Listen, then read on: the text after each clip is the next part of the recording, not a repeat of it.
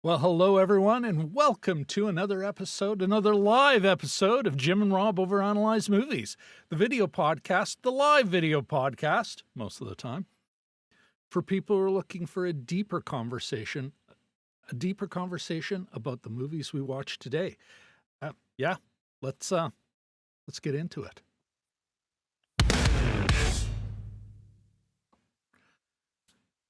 That's right, everyone. We're going to be talking about Frankenstein.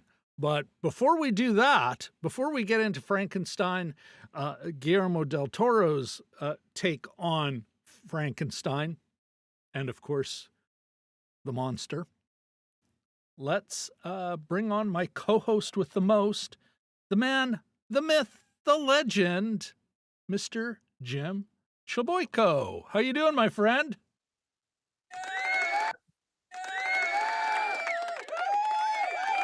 Carry on. Such a rabble.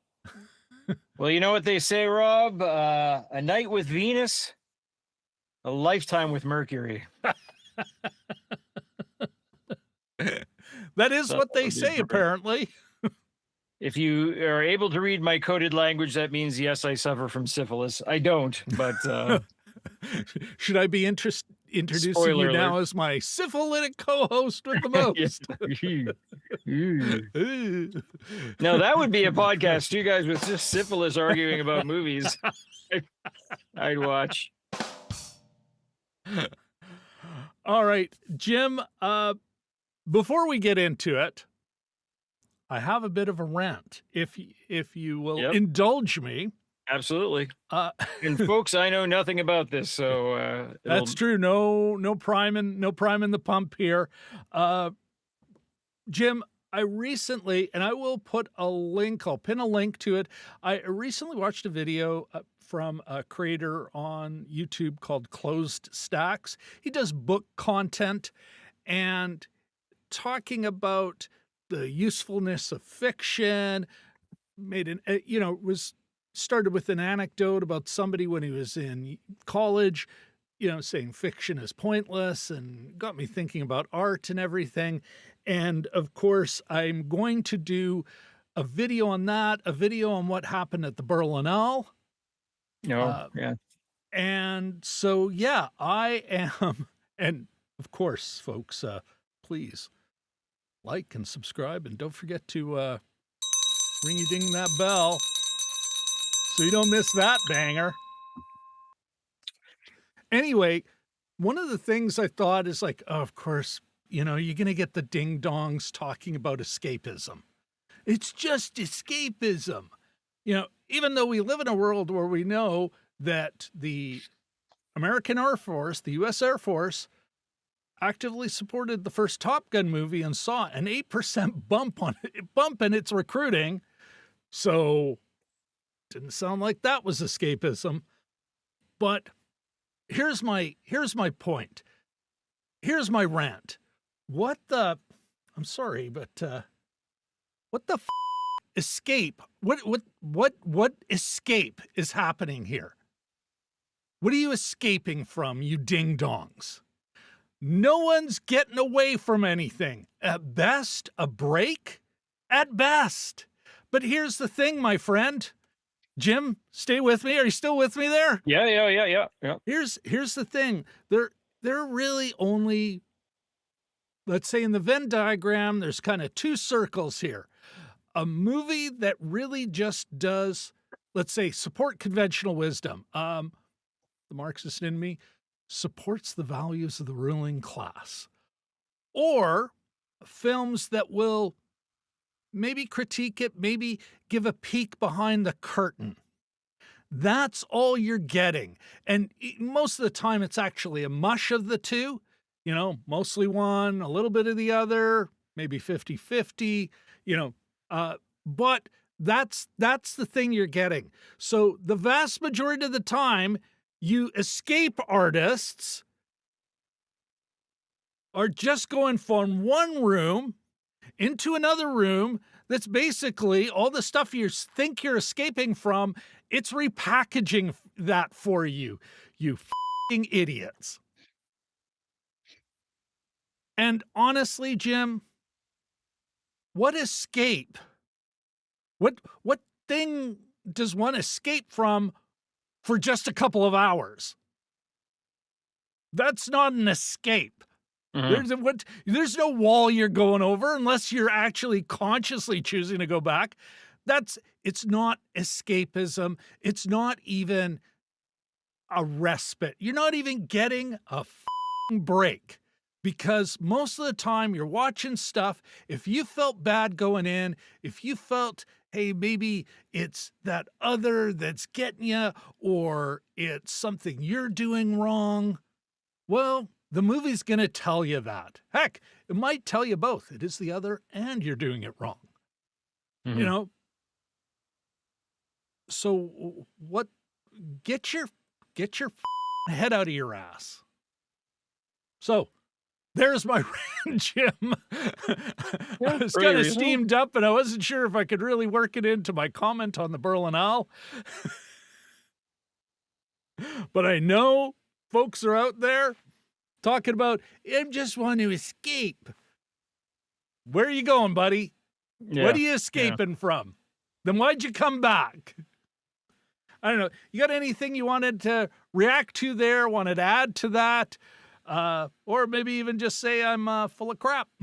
No, I think there a lot of times there's this group lazy thinking that I hadn't really sort of parsed the concept down all that much myself. And people say, "Oh, it's escapism." I relate to it like other films relate to it. Maybe The Purple Rose of Cairo or something. Where you can sort of good one. You can go to it. You can seek refuge in it in a way, but that way's the exit, and the movie doesn't. It's not the never-ending story. Yeah. Like you have to leave the theater You're not at going some to point, Narnia. and it's leading you back to where you came from. Yeah. So and then, And but even wasn't that at the part end, of the if point of Purple Rose of Cairo was she does have to go back. She doesn't leave. The movie Yeah. star that joins her, like it becomes part of the, hey, we don't belong together. she gets used, Yeah. and she goes back to her old life with I think does she stay with Danny Aiello, who was abusive to her, but the last bit is sort of where the irony of it all is that she's walking past the theater and she can't stop herself from going back in. Yeah. And then she sits down, buys a ticket, sits down, and then she's at the theater. And I believe that's how the film ends. I hadn't seen it in a while. I made my kids watch it. I was on this attempt to show them bittersweet movies, and they're like, that was such a bummer. I said, no, it's bittersweet. Don't you get it? Yeah. Anyway, The sadness, the poignancy. Never ask them about an animated movie called The Illusionist, in which seriously a clown does commit suicide during the circus off season. So I sort of overstepped my bounds on that one, I think. But Perhaps. yeah. You know what? What are parents if not there to traumatize their own children? Exactly. Yeah. All right. Well, thanks for listening to that rant. And folks, if you have any comments, a response, perhaps, you know what? Maybe I am crazy on this one. If you got you think you got a half decent response, please, I want to hear it. Heck, even a terrible response, still engagement counts. All right, Jim, shall we get into the flick tonight? Sure, yeah. All right. Okay, everyone, that's we are talking about Frankenstein. Here, my friend, here's the log line. This is my edited log line, bit of a mix of Netflix and a couple other sources. But anyway, Frankenstein. It's about the brilliant and egotistical scientist Victor Frankenstein brings a creature to life in a monstrous experiment, Jim. Monstrous. That leads to the destruction of creator and creation. There's the there's a movie. Of course, it is based on the original. It's based on the Mary Shelley 1818 book, Mhm. Frankenstein, or the modern Prometheus. And folks, I do have a link in the description to the standard ebooks version, where it's a great website. Here, let me I'll bring it up on the screen here. Great website for getting good quality public domain books. So if you're an e-reader guy like I am, great source for them. And I think it has an even better kind of capture of this. Listen to this, Jim. Victor Frankenstein, a strange but brilliant scientist, discovers a method of imparting life to inanimate matter. The monster is thus born, a hideous 8-foot tall creature of muscle, speed, and intellect. Frankenstein's rejection of this appalling creation sends it into a spiral of despair, and Frankenstein's life is never the same. Sorry, my friend, I just think that's like a banger. Yeah, oh That's yeah, yeah. that's a banger. The edition in there is based on her 1831 version, the most like that, where she was still control of editing her own work. And it has, folks, it's got like just one of the creepiest. Let me see if I can't bring it up. There, let's see if I can zoom in here. Like truly one of the creepiest cover images. Just disturbing. Yeah, And oh yeah. another thing they do is, Jim, they have a great it's all public domain work. The artwork is public domain, and they do their damnedest to find public domain artwork that really fits the book, fits the theme. You know, you end up with a nice thing. I have contributed. You can contribute to it. Oh, nice. I've Okay. contributed. I've kicked every now and then when I've had a few extra bucks, thrown Yeah. a fiver their way. Well worth it. Just a great source. And that's if you got a Kobo e-reader like I do, or you got a Kindle, or you know, one of the many other ones, or you just want to use your phone. Just great source. Mhm. All right, Jim, to the flick at hand, though, why don't we start with you? Why don't you give us your spoiler-free take? We'll save the Sure. see it or skip it to the end, but if you can give us your spoiler-free take on Guillermo del Toro's Frankenstein. Go. Yeah, yeah. It follows a lot. If you're familiar with the Frankenstein story, it hits a lot of the similar beats. It does, especially the first half. They tell it from two different sides. So you get the Frankenstein's take, the one played by Oscar Isaac, and then the creature's take, played by Jacob Elordi. And the start of it, I thought, it's been a while since I've seen other versions, but it was sort of the making. They show the making of the sausage in quite a great bit of detail, including blood emanating from the laboratory as you walk by it on the street.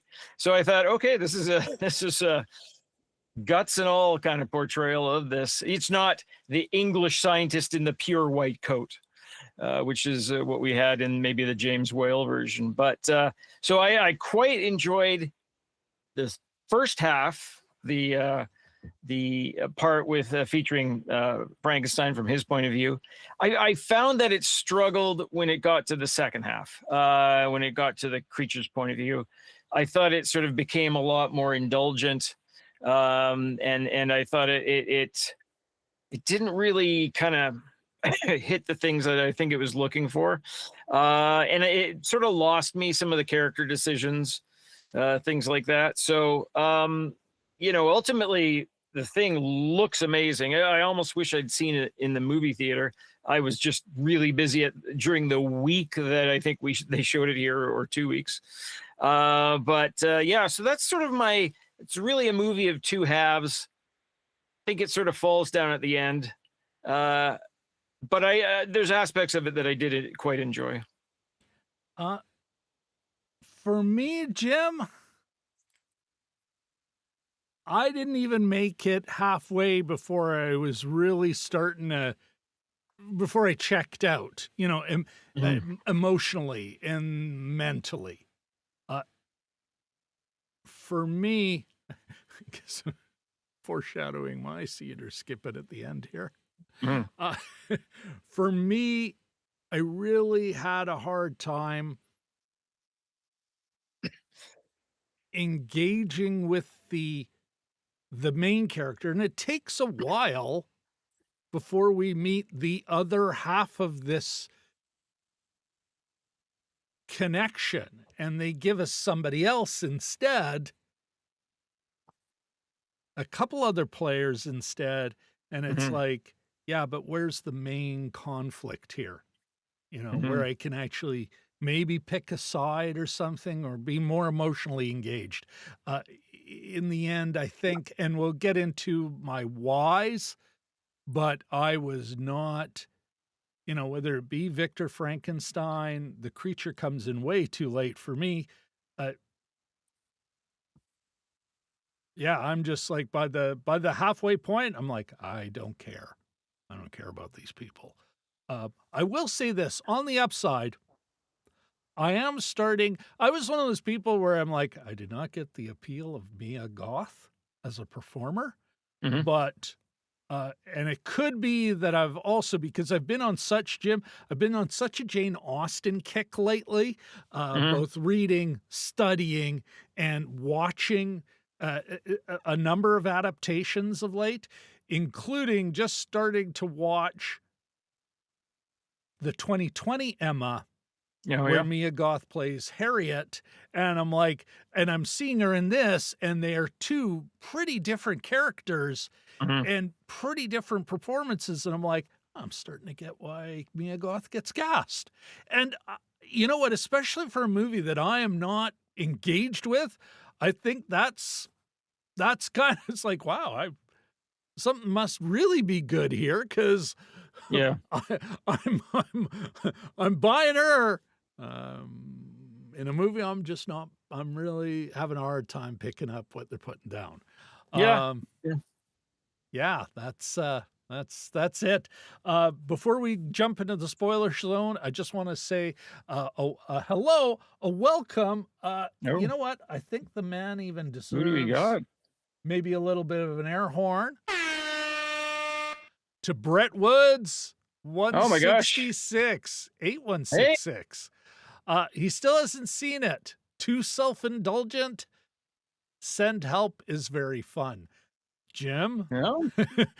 You know what? Okay, Brett, do not say any more about Send Help yet, because Jim and I are probably seeing it Tuesday. So just, you know, but good to know that you enjoyed it. Quick catch up. I think good capture is Jim had a hard time with it in the second half. I had a hard time even getting to the second half emotionally, but sure is pretty. Yeah. And it is, I'm like, I'm becoming a fan of Mia Goth. All right. With that out of the way. With that done, let's do this. Let's get into the spoiler zone. Yeah.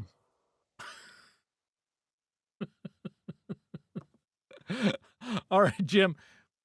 I wrote down a bunch of questions kind of before the film, because I had it is Guillermo del Toro. I had certain expectations.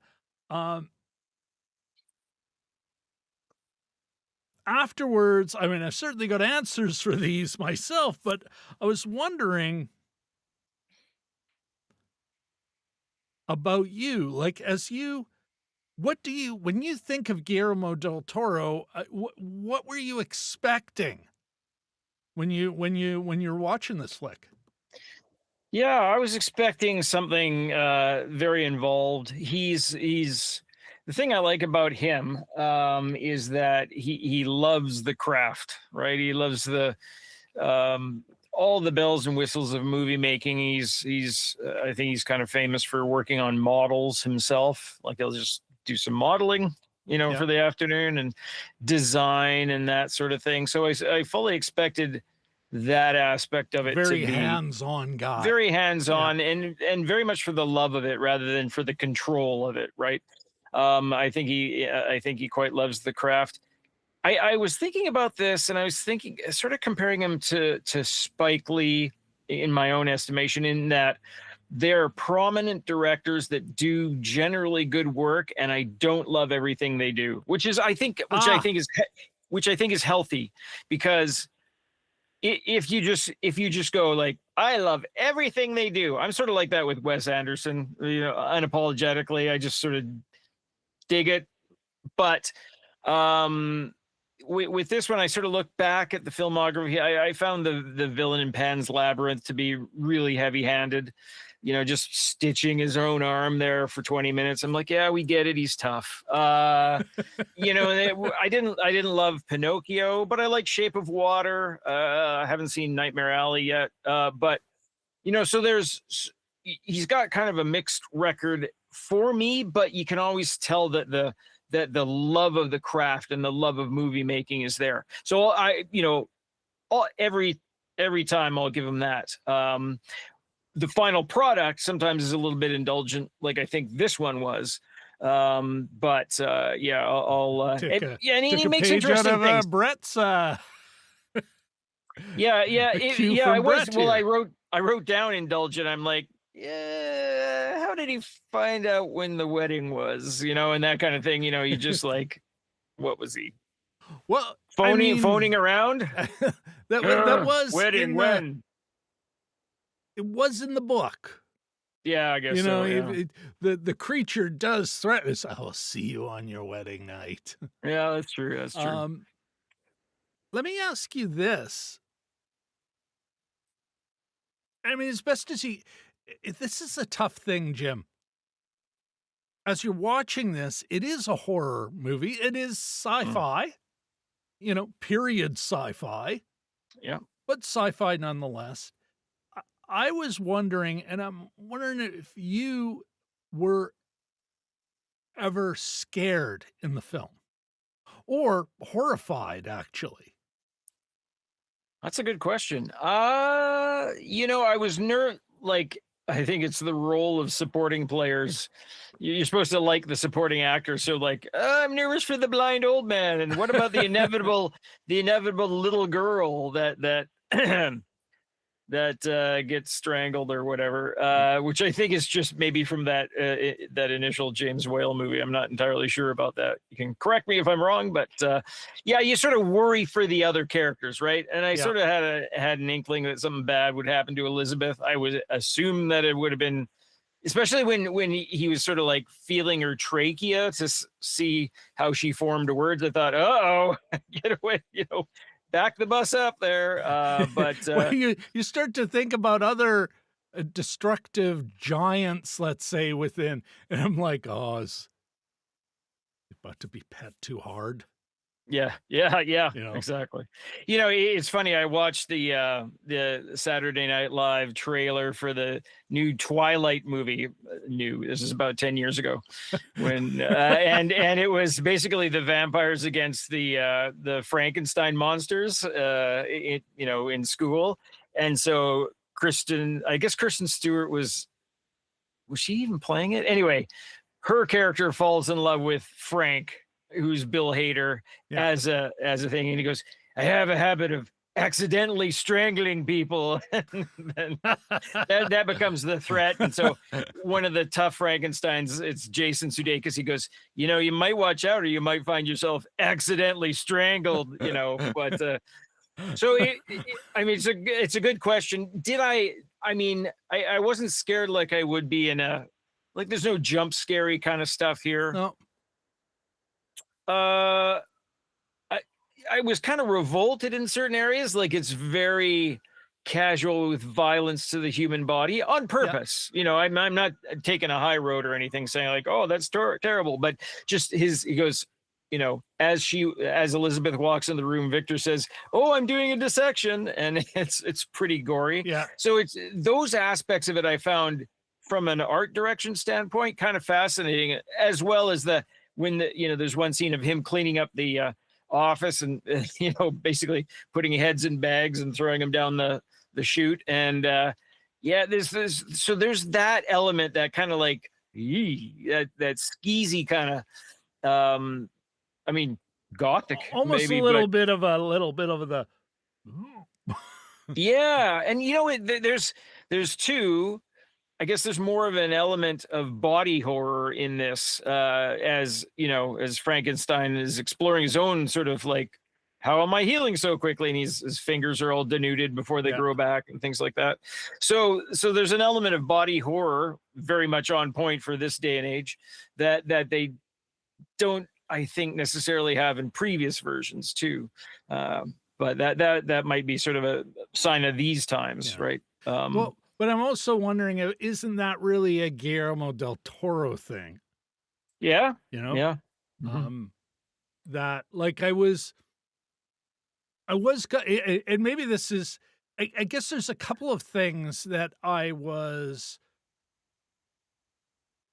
why I kind of asked, am I actually going to be scared by this? One, I've seen enough of his work to kind of go, okay, all right, time, it's going to be weird. Yeah, It's yeah. going to be creepy, in a very sculpture sense. Mhm. And actually, yeah, I think some of the imagery in the Hellboy movies was creepier, Oh, yeah, you know, yeah. than this. Uh, it almost had a painterly Yeah. aspect to it, and sculpture at times. Mhm. Um, but the other thing is, and let me bounce this off you. It's like what, has been described as a gothic horror. Uh, and he's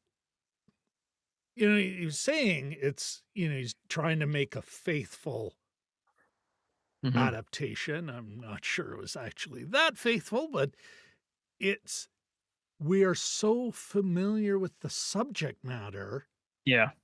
that it becomes one of those things where it's like, maybe you really have to kind of veer off the beaten path to get under their skin, to adapt it to our time for the things we're frightened of, Yeah. and it's what Shelley was getting at, really at the turn of, from the, early in the 19th century, uh, when vivisection was illegal and grave robbing happened. And Yeah. she was also, her and her husband, radicals, liberal radicals of their time, kind of did something, riff on her own mother's stuff of a vindication, kind of her own vindication on the rights of animals. And she was an active, a proponent of vegetarianism. You could see Elizabeth in this as almost like Yes. speaking, uh, Yeah, I have it. almost like her, but I'm Yeah. like, Oh, I'm curious in insects and, like, I'm like, are we projecting a bit?" well, and never cruel, you Yes, know. yeah. Uh, but I'm wondering if it kind of leaves us out, like we're watching a bit of a history project, not Mhm. so much a thing that speaks to us in our time. Something I've asked you about. I'll Mhm. give you my answer first. I'm like, yeah, I don't feel implicated in this at all. Mhm. I do not feel like I'm being warned. No Yeah. time do I feel like I'm being warned here. That there's, in these kind of horror morality plays where a line is crossed, I'm like, yeah, I do not feel like I'm Frankenstein here. Whereas I think as industrialization is picking up, as the capitalist mode of production is alienating everybody. You know, her thing, I think, spoke to insecurities and fears to her audience that I'm not sure he managed to bring up to date. Although there were kind of up to date changes, which we'll get into those in a second. Sure. But let me ask you the question, Jim. Did you feel implicated? Like, do you kind of see what I'm talking about? Yeah, And did yeah. you feel implicated? Like, what's your take on that? Well, my support for the Crimean War was no. Yeah, no, not so much. This does, yeah, you have a good point there. There was one section, and I failed to write it down, and I just sort of, because you get struck with something else, you get distracted by something else in the movie. I thought to myself, ooh, that's reflecting today's sensibility, and I can't remember what it was now for the life of me. But it was pretty fleeting. Like, it was like one section there. Was it like earlier or Yeah. later in the movie? I think it was when he was finally he's talking at the creature. Yeah. And I thought, oh, that sounds like blank. I'm just drawing a blank now. But yeah, no, I mean, it sort of makes you appreciate the source material a little more, doesn't it? Yeah. In that it's lasted 200 years. And it's obviously, like, this has been hovering over Del Toro for a while now, that he's been dying to make his own version, right? And yeah, I didn't feel implicated myself at all, to answer your earlier question. Let me one of the things he does do, and I guess this comes down to, is what is the core conflict here? Like, this is one of the things I struggle with. Part of it is I'm like, I'm not sure I'm ever buying Victor Frankenstein's motivation. Like, either make him just a weird kid who's have him experimenting on little animals and that, like a really weird kid, really enjoys sticking needles in bugs or something. And there's going to be this big, as he makes the creature, this big moral conflict with the Mary proxy. Yeah. Or it's going to be a rivalry between brothers, and we don't see that. Or it's going to be this conflict, between the Daedalus. Like, I know it's a modern Prometheus, the modern Prometheus, but in a lot of ways, these characters are even better as Daedalus, saying, "Hey, you're willing to pay for my research, whatever you need, boss." But even that isn't really explored. The fact that the scientist he's taking money from the military-industrial complex of its day. Yeah. And of course there's going to be a fee. And then in the end, he's just a syphilitical bastard who wants to live forever. And even that isn't explored enough where you go, oh, that's like these weirdo AI bros who, think they're creating, like, I mean, it's like, wow, there seems to be a lot of missed opportunities. Yeah. Yeah. Hello, I'm Peter von Thiel. Yeah, that's it. Well, give us something like. Yeah. Yeah. Well, let me ask the question: what is the core conflict here? I think it's one that many of us struggle with. I think it's the one that inspires who down south. I think it's son versus the father, and it repeats. I think that the Charles Dance Lord Frankenstein, or the first Baron, or whatever. I think that's implanted, even though I was surprised how early they killed him off, but he's not a young dad, that's for sure. But yeah, I think it's that sort of, the guy got into his brain so poisonously, that got into young Victor's brain so poisonously, that he spends most of his life making up for that or still trying to impress him. Proving himself or beating him. He And it can't, makes him I'll never beating make him. him Yeah. happy, so I will beat him. When it Yeah. combined with the early death of his mother as Yeah. well, I was surprised and I was glad to see that he held no, a typical boring thing would for him to be holding a grudge against his young brother because his mom died in childbirth. That we didn't get a sense of that. But No, he's just a weak, like a, not even weak. He's just easily by the story. Sorry, the plot's got a plot, so we're gonna set you aside so he can yeah, creep yeah, on your wife to be. yeah, yeah. Uh, the father son, I froze there for a sec. I think the father son relationship is the one that sort of drives the boat Yeah. even after the dad's dead. But There. okay, and this is, yeah, I didn't think of that in part because I really was having a hard time buying his motivation at all. Mm, I'm mhm, glad mhm. I'm glad I asked the question. I'm glad you said that. I do not think I would put to anyone watching, Brett, it was also got a comment I will come to in the Sure. chat in a second, but I don't, I never bought it. In part because the way Guillermo had Dance play the father, you're expecting some horror, and it's like, okay, so a 19th century guy who, yeah, he didn't care about us. Boy, he certainly seems to be spending a lot of time with somebody he doesn't care about. You Yeah. know, I mean, yes, he's physically abusive, but you're not hearing.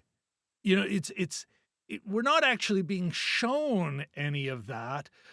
And it's also so how does that lead you to bring life? There's no moment where you kind of, like, I get that his mom died and then later his Yeah. dad dies, but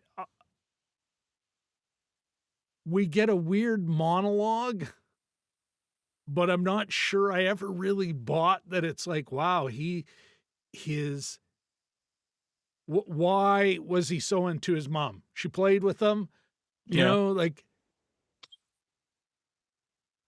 Yeah, they were both off the screen, for a 2.5 hour movie. I think Charles Dance lasted maybe 20 minutes. Once he was, they showed if, they just showed the one coffin. I think the mom had a white coffin, he had a black coffin. yeah, They just showed the pearl, sort of like the face weird, sticking out, all and ivory coffins. Well, it yeah, that was was the 19th century. Sure, and we'll kill 20 elephants to well, whittle up a coffin for you. it was like Pierce Hawthorne's dad's toupee was ivory, but yeah, no, it was then it's done. And but so yeah, I can see where that would get lost in the uh yeah, maybe it's they don't hammer home any one, the creators and Guillermo don't hammer home any one main No, they thing, don't. right? And they yeah, Like, so and I think that's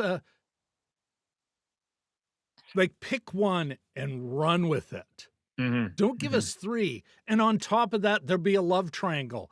One of the yes, lamest love triangles yeah, ever, because the William is just not on screen enough to go, mhm. hey, I don't like what you're doing with my wife. Kid from the Like, all quiet on the Western Front, by the way. yeah. Oh, yeah. Ooh, did not Which I catch think that we play. reviewed. Yes, Did we did. yes, Yeah. yeah. Um, but he's not enough on the screen enough for Yeah. me to even notice that, catch that play. Well, part of that was by design. You stay here and Yeah. supervise this for a while. You're the only one I can trust. And then later is when the father goes, my daughter doesn't need any protecting from you. you know. Mhm. And by the way, get off your ass and make the thing, because 2 scenes later, I'm dying of syphilis. you know? Yeah, yeah, yeah. And that, like, it's so we don't see him. There's so many opportunities to pick one, really run with it. Give us a reason, a through line, like either he is just obsessed about we don't even see where he's like, Why can't you? Oh, Father, why can't you save her? You know, it's all very clean and almost clinical, you Yeah. know. So we don't get. I never really thought, wow, he's dedicated to. He couldn't save his mother, but he will save a life because it's not really that. Mm. Because he's not developing this to save a. He wants to give life. He wants to be God. Mhm. You know, Mhm. but we're not even given enough of that, you know, there's a couple of scenes where you're like, "Okay, you're starting to see what he's about." And then it's, "Oh, no, apparently he's about chasing his soon-to-be sister-in-law." And then he's all of a Yeah. sudden he gets scruples, and all of a sudden he's like, you know, Jim, I wanted to ask you, there's and this I don't even get for such an ostensibly an arrogant guy. Hollander? It's Hollander, right? The father? Walt, Uh, Chris Waltz's character? oh, yes, Yeah. yeah, yeah. Um, he so he dies, he falls down massive, you know, workplace health and safety problem in the center. That big curved slope into the, floor that you yeah. Um, and then he lies about it later, you Yeah. know, and I'm like, "What? Why lie?" Harlander. Thank you. So Why lie? you're close. What are we lying for? Oh my goodness, Yeah, Jelly maybe just Duck. Jelly to Duck avoid 100's in the chat. Oh, hey, Jelly Yeah, Duck. yeah. And hi, Brett, if I hadn't said officially hi yet. Yeah, I know it, I probably just wanted to avoid the mess. He's also not he's one of those he's kind of narcissistic, so he's just like whatever is interesting to me at the time is the most important thing. Oh, by the way, the Yeah. uncle's dead.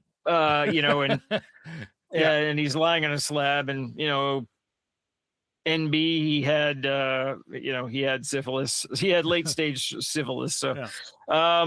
but yeah, yeah. No, it's you know, and I found you're killing off some of the more interesting characters pretty quickly. And I felt that the movie actually lost Well, steam because they had to after get to the yeah. what's the real conflict? He creates this creature Mhm. who then demands, well, love and care. You Yeah. know, that he becomes the terrible father he had. So show us that terrible father. Hurt people, Yeah. Rob. And then roll it into that right away. Yeah. And then maybe later he thinks he's gotten rid of her. He starts to wise up. He finds a love. You know, a childhood, what was a friend is now love because he's gone through this traumatic event. And then all of a sudden, that thing from the past that you thought you could just deny returns. This creature. I Mhm. mean, then it's like, wow, now all of a sudden I got a movie, you know. Yeah. Whereas here Yeah. it's like, okay, we got so much stuff before the creature. What's going Yeah. on?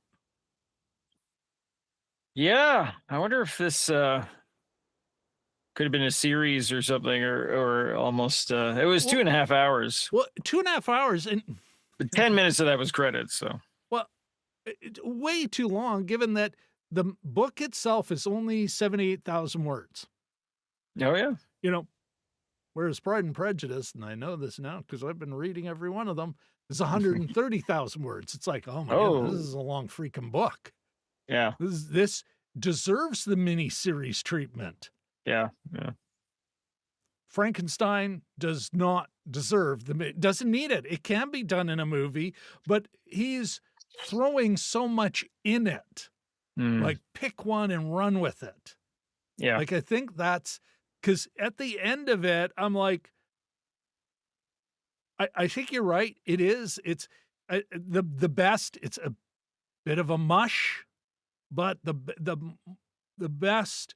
What's it really about is that conflict between the son and the father, and then the son becomes the father and that Mhm. conflict Yeah. and that atonement at the end. Mhm. But what is the like, yeah, what's the point? Why are we here?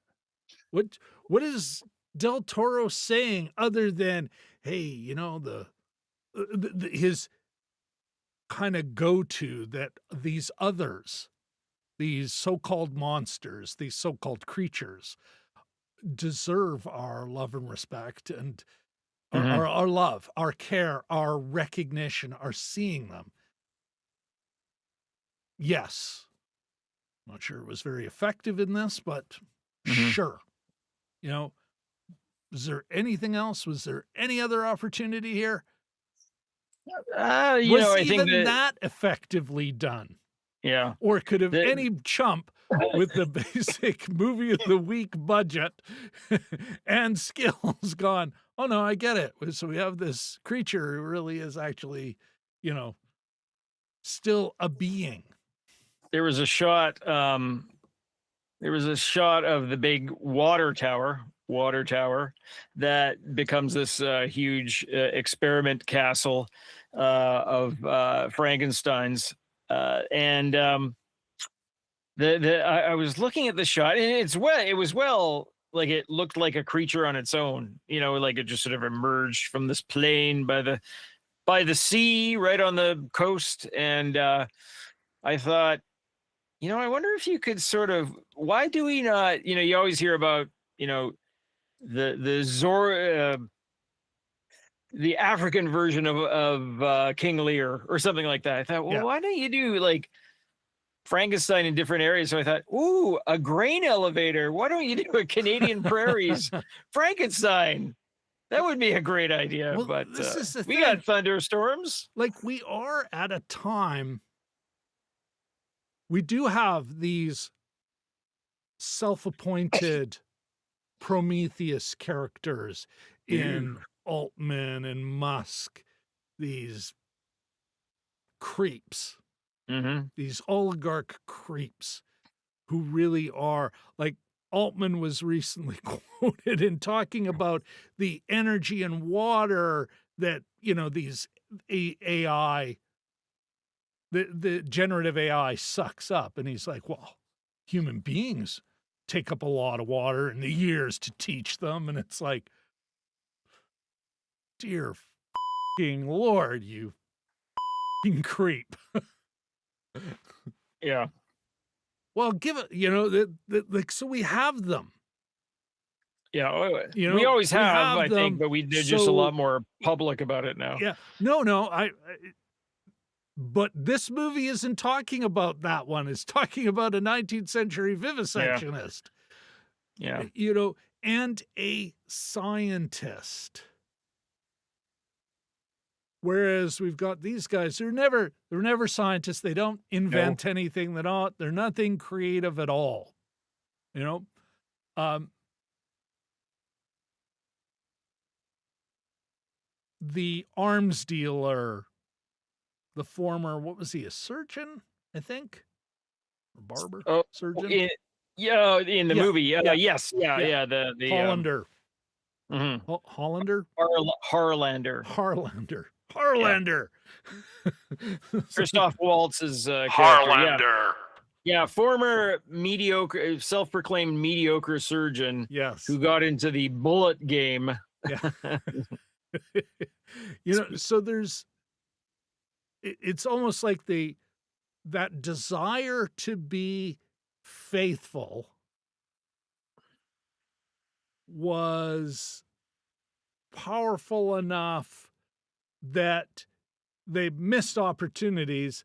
And then at the same time, it's like, oh, but we'll be all weird in our costume design, in our presentation of the past.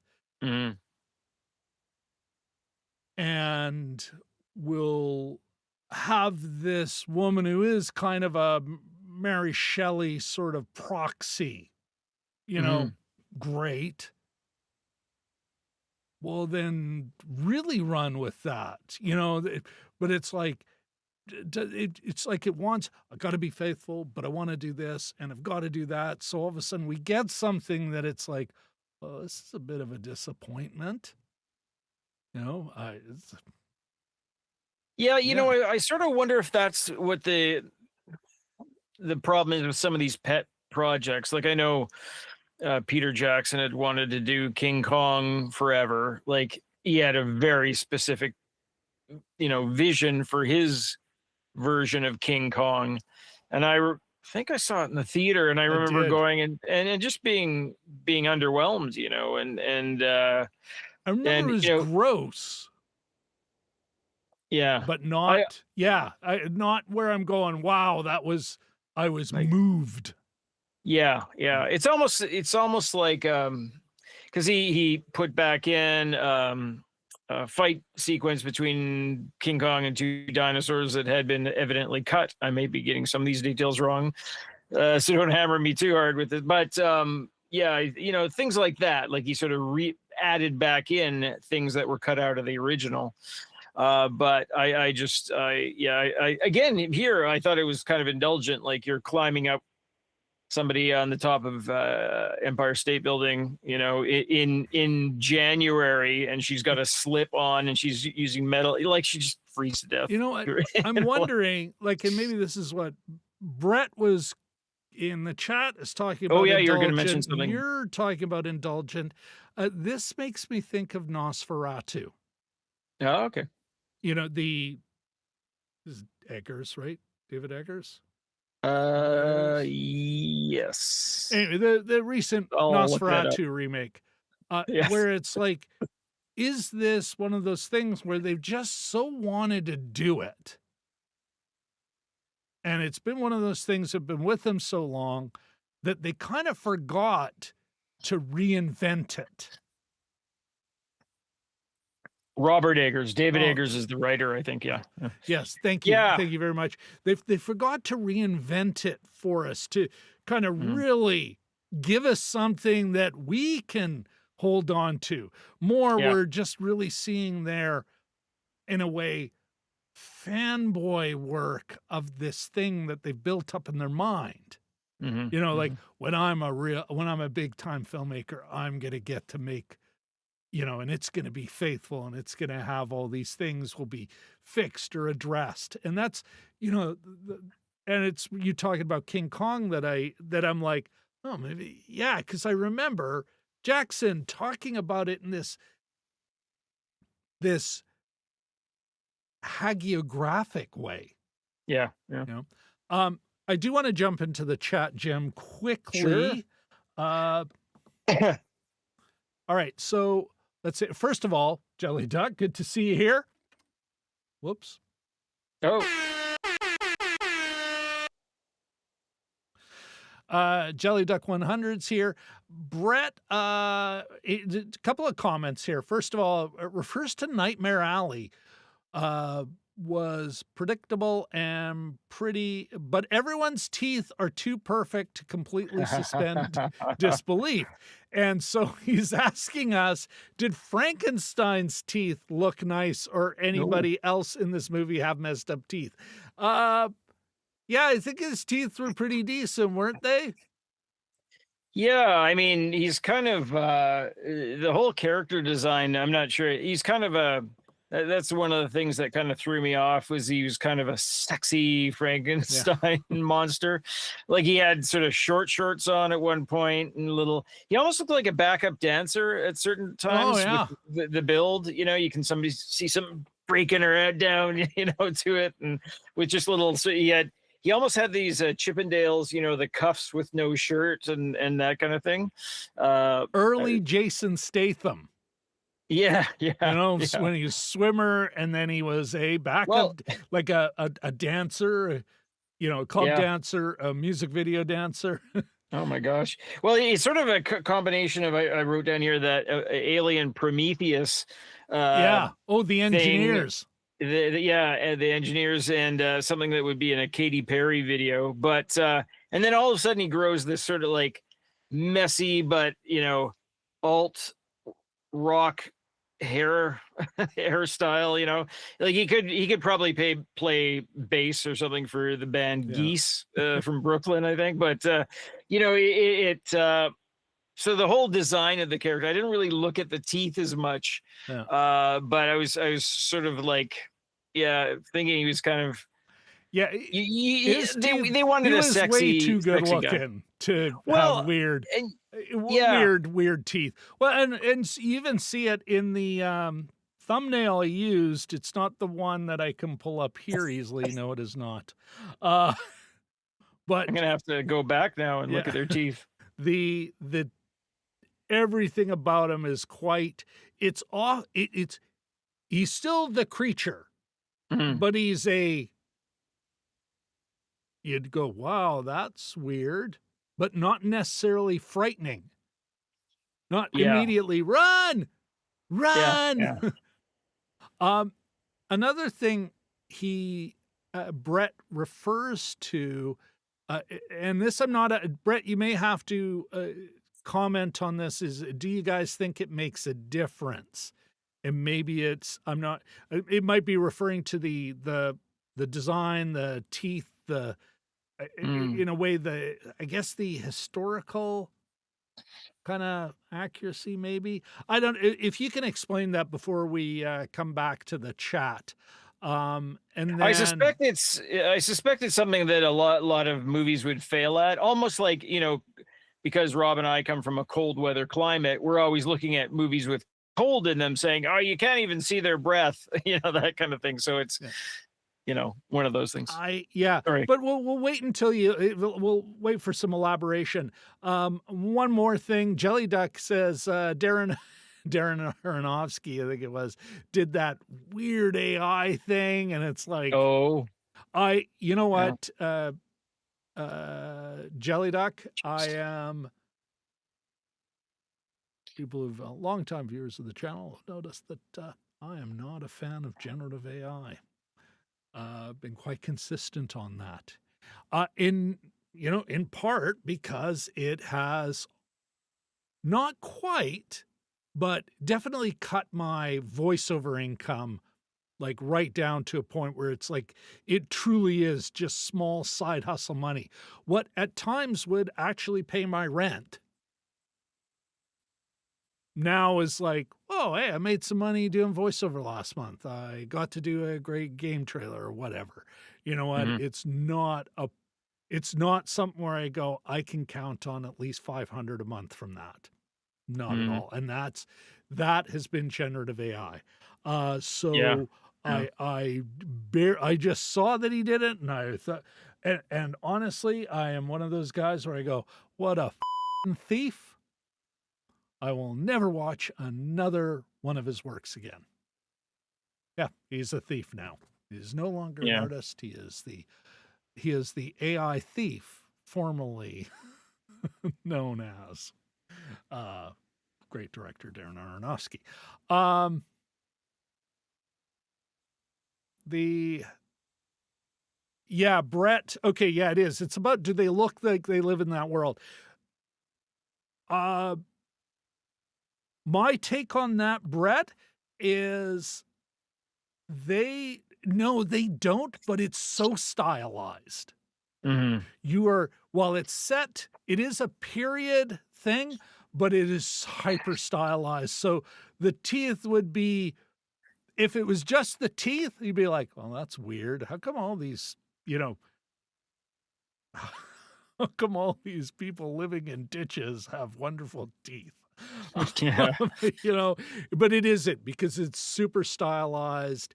None of the, uh, I doubt any of the historical costume analyzers on YouTube and Instagram would be going, wow, this is so accurate.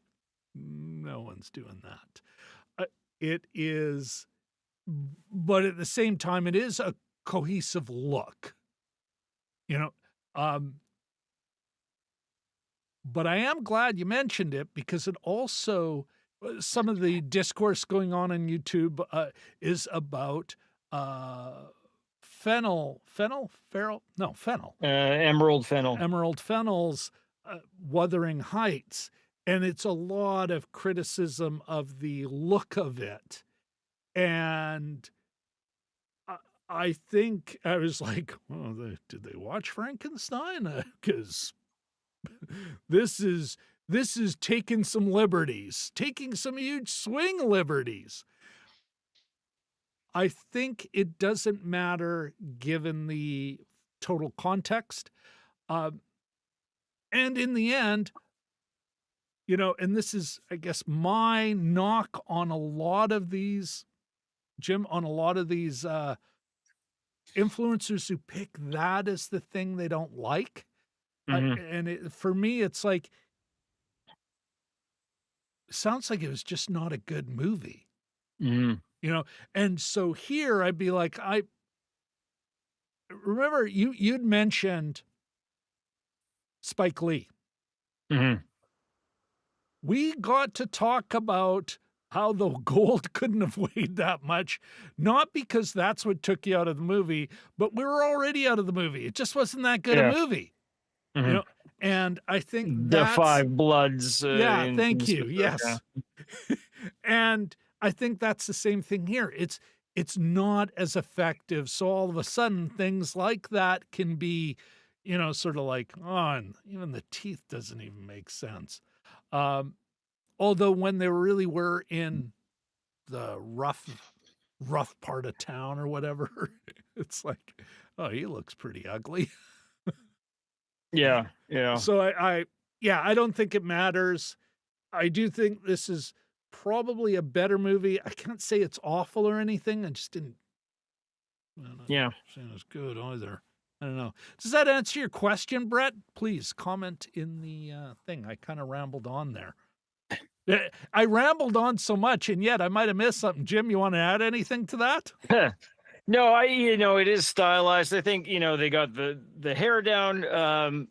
Oscar Isaac's character does look kind of stringy and unhealthy, so they sort of do that. I mean, but I was just, as you had put your cell phone camera there, I was just scrolling. I just did an image search of Frankenstein 2025, and it looks like Lordy's got a nice set of chompers there. So I don't think it was. Yeah.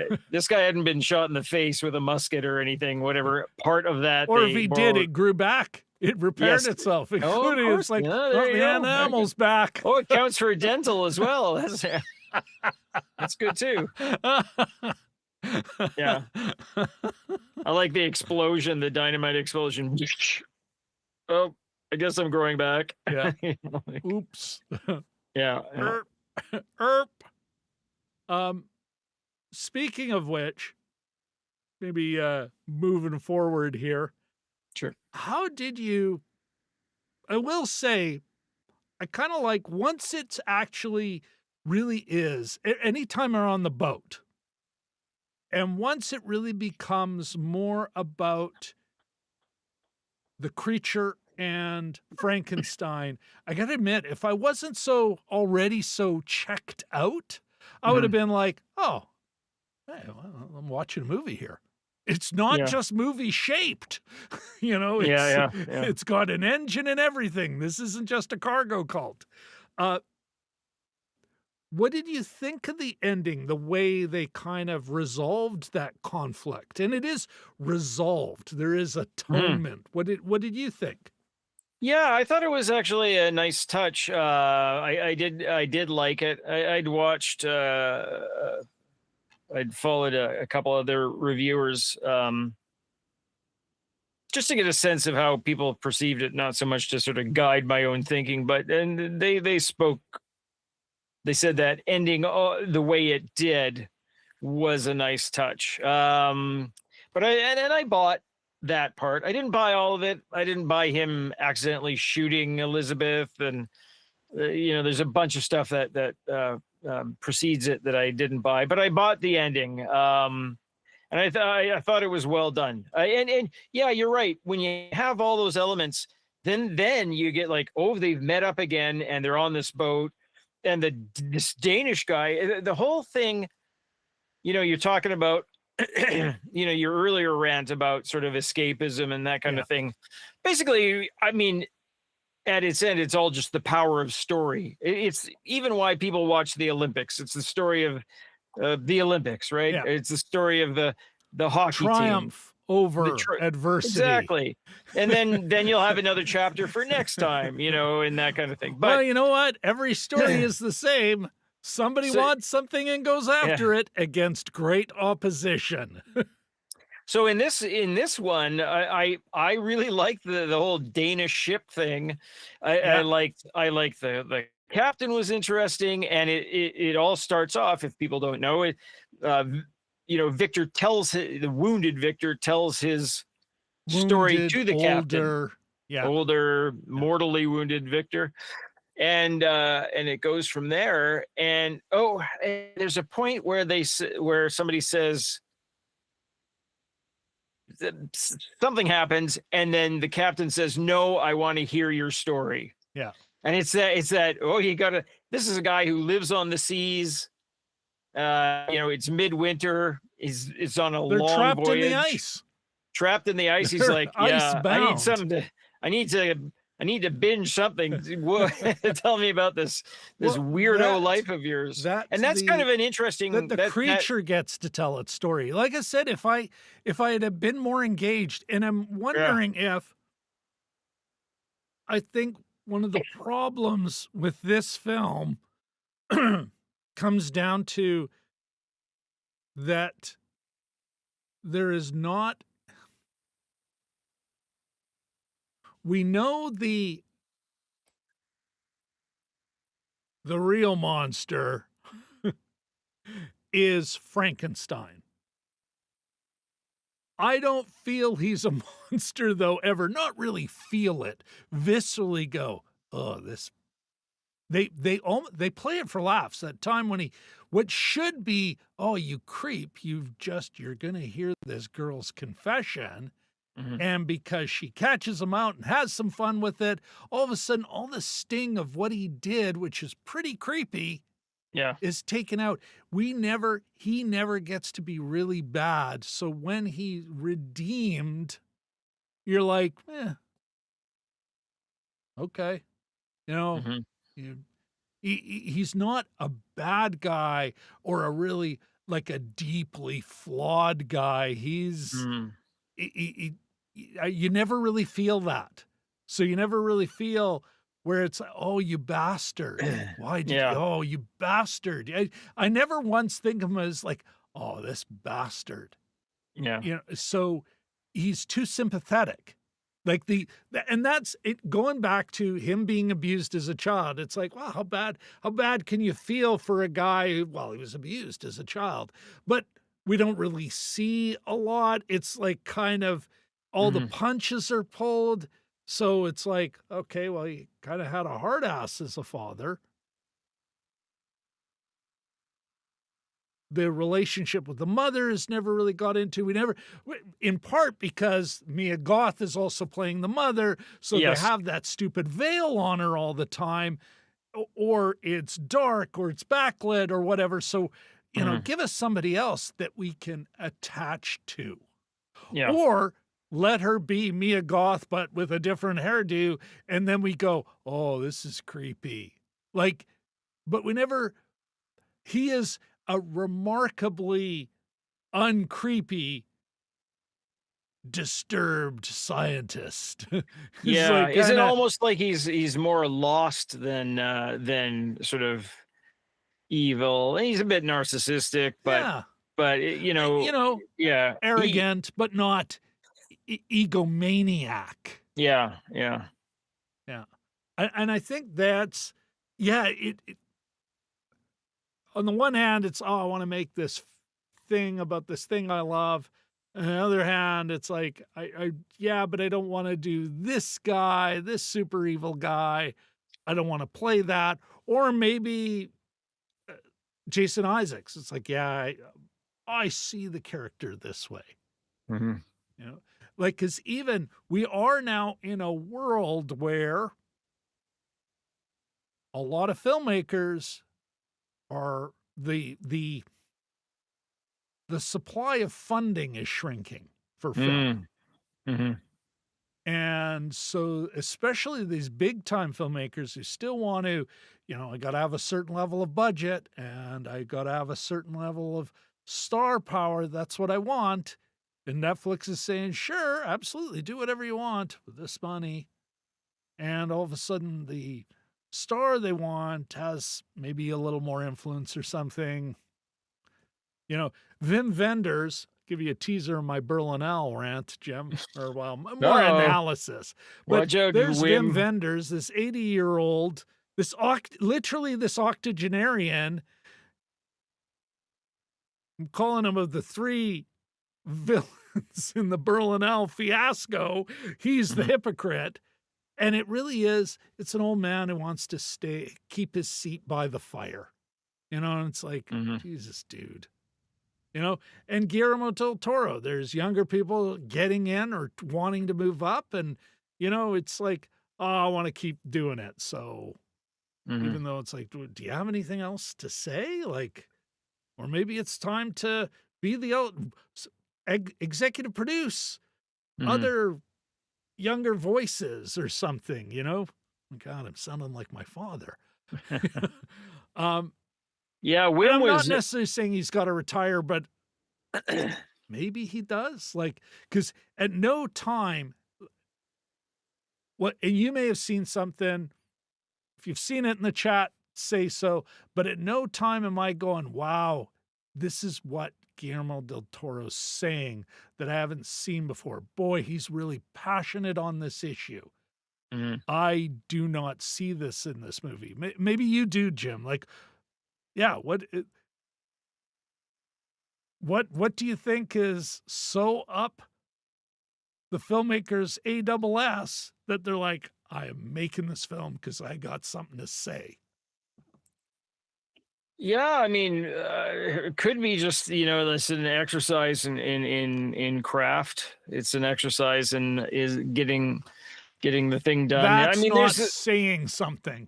Oh, I know that. No, but I was reading a little bit about the production of it, and I thought he said something about making it more sort of bringing more sort of Catholic themes to it or something to that effect. And something that I may myself be kind of blind to or not particularly sensitive to. He said it was more for, I think he equated it to something to do with this would be more understandable in Latin America or Mexico or something to that effect. And I can't remember what exactly it was. It might even be in the Wikipedia write-up or something to that effect. I just took a quick glance because I'm thinking it could have been in the production notes.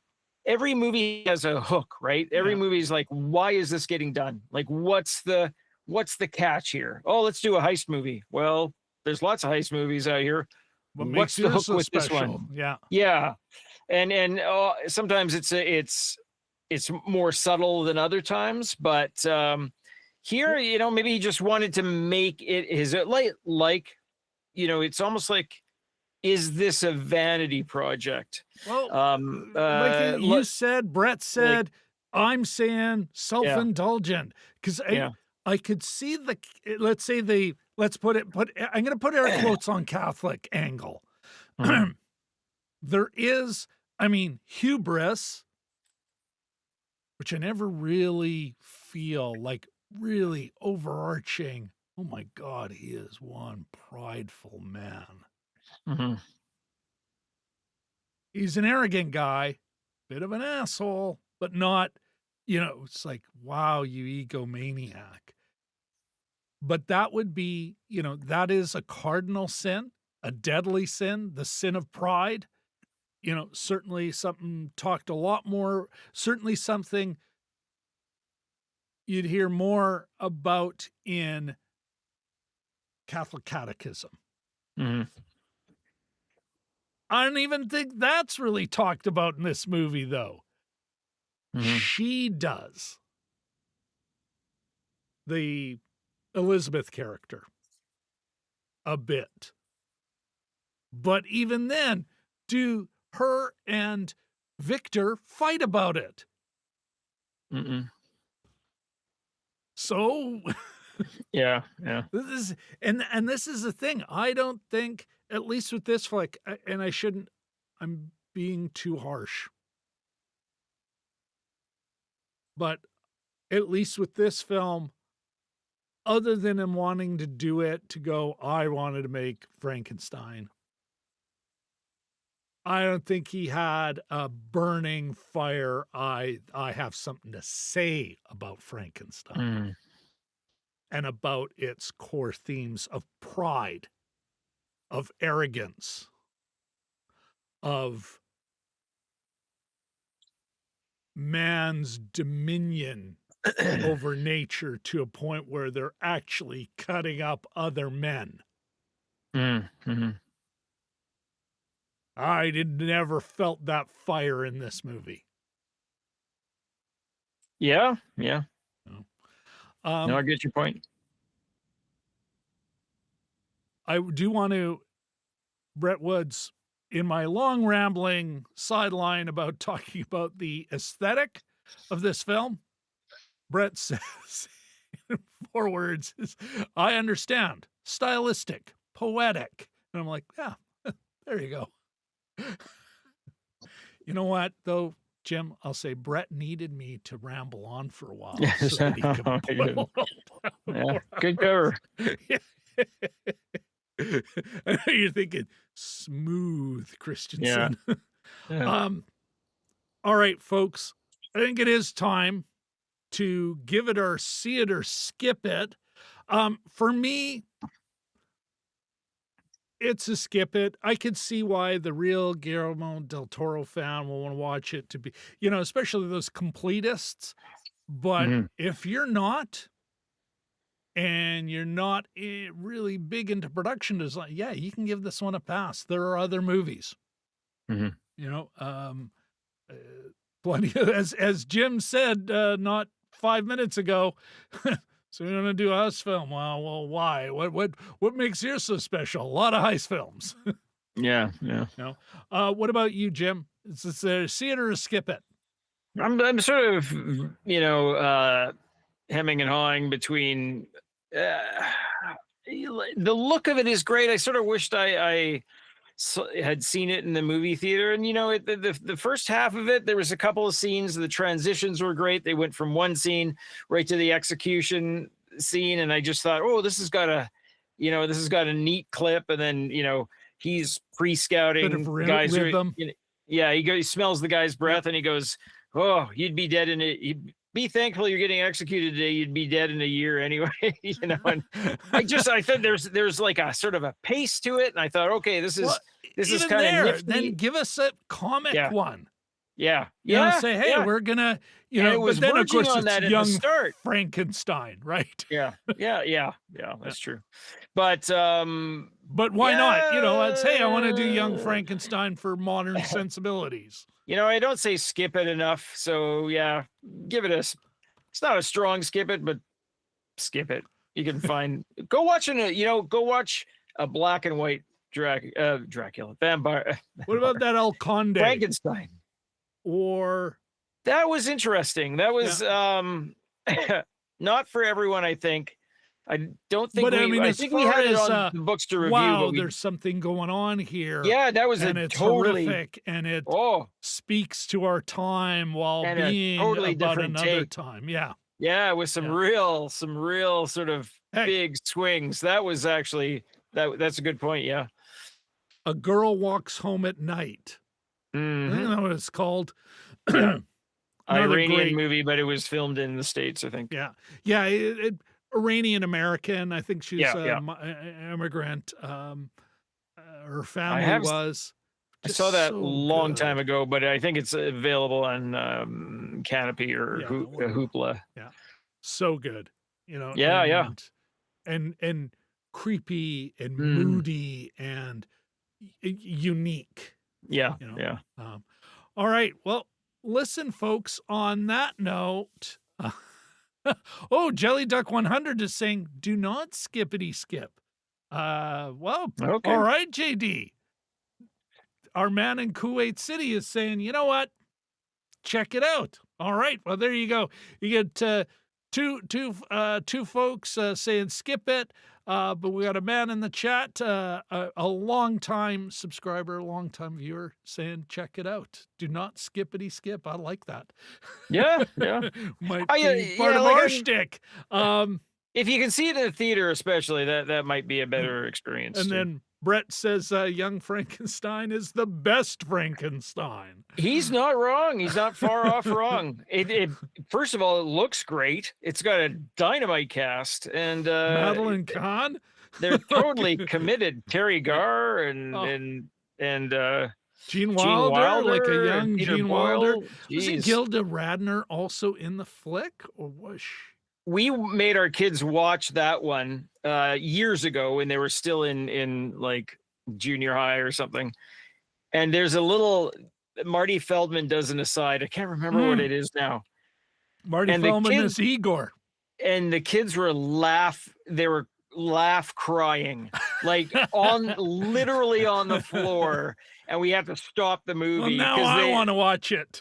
because he kind of does a thing and he turns and he goes waka waka waka, and it was so funny. They dropped immediately, and they thought it was the funniest thing, and it was sort of a nice moment for us to have them appreciate a Mel Brooks movie, you know, all these years later. So yeah, it's a good one. Well, listen, on that note, folks, want to thank Jelly Duck 100. Brett, thanks for joining us in the chat. Yeah, Thank you thanks, for Brett. watching this flick or watching Hey, our JD. take on this flick. Both saying Jim softer, me, yeah, you can take a pass on this. Of course, please do not forget to like, subscribe, and Jim, are you ready here? Oh yeah. Maybe ringy ding that bell.